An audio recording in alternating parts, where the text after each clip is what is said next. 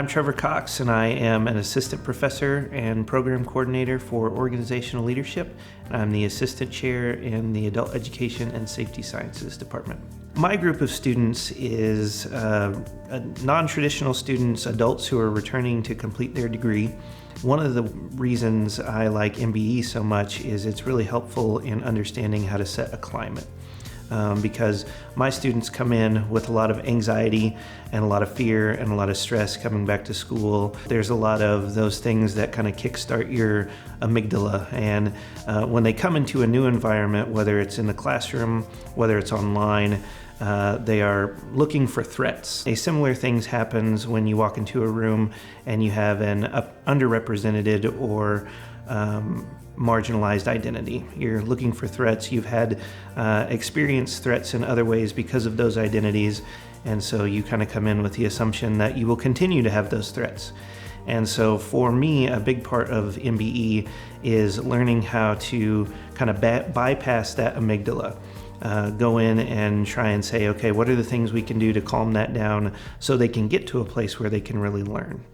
I have students do a cultural artifact, and I have them bring something and talk a little bit about whatever piece of their culture they want to talk to. And what that does is that signals to learners, hey, this is a safe space to talk about your identities. And so where those identities might be one of the things that they're looking for a threat around, when you do a cultural artifact, it says, hey, this is not going to be a threat in this space, it's actually going to be a value. We talk a lot about creating relationships, because one of the things that MBE shows is if you have positive relationships, that's something that can dial down that amygdala. And also just a positive emotional climate allows students to better regulate their emotions and feel more comfortable and safe in the space. And so when we're able to kind of bypass that amygdala, brains are ready to learn. I kind of pay attention to how people are sharing. So when we have discussion posts and we have different things like how much of themselves are they revealing, how honest are they being with some of these questions and those kinds of things, because typically you can tell when there's been that a little bit of a kind of a relax and, oh, okay, this is comfortable, this is safe, and you can also kind of watch where people are more guarded.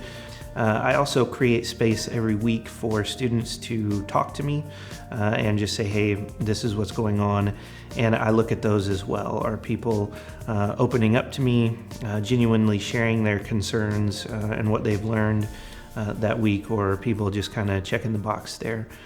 There's definitely differences between teaching in person and teaching online. And in person, you can kind of take cues from people and how they're engaging and their body language and different things like that. So in online learning, I try to simulate those responses. I try to create spaces where they can give me feedback and they're talking to each other. And it is in those spaces that I kind of check to see how engaged students are. One of the ways that I try and get students to talk to each other and talk to me is we do discussion posts every week, and really kind of keep those focused on experiences. And so really try and helping people think through their experiences and what they're bringing to the classroom and share those. So I can kind of notice, are people genuinely talking about deep issues and deep problems that they've experienced, or are they keeping it surface level? The other way I do that is at the end of every week, they have a little assignment that just asks a few questions, the same questions every week of what were your concerns this week? What did you learn this week? What questions do you have? Just another space for them to communicate with me. One of the suggestions I would have for online learning in terms of MBE is particularly important is that climate setting. So we talk a lot about climate setting in in-person areas and thinking about how we do that and having conversation, but it is just as important, if not more important, in the online environment. And sometimes when you're starting out, it can feel like that's a lot of work that is not related to your content, and that can be particularly frustrating, but it is a really important step to get people engaged and get people talking and have their brains in a space where they actually can learn.